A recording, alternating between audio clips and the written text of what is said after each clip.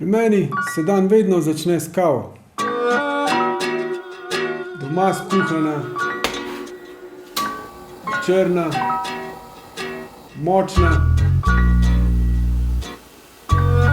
taka, ki drži pol dneva.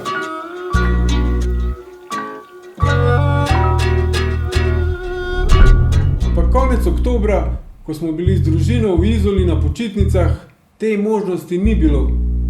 V hotelu pač ni štedilnika, lokalne kavarne pa so ponavadi ob 5 zjutraj, ko vstanem, še zaprte. No, na srečo sem pa v izolski marini naletel na kavomat z Lavazza kavo.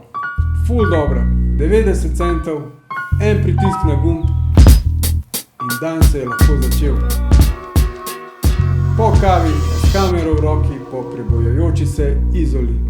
Kaj točno sem posnel in poslikal, pa objavim kmalu.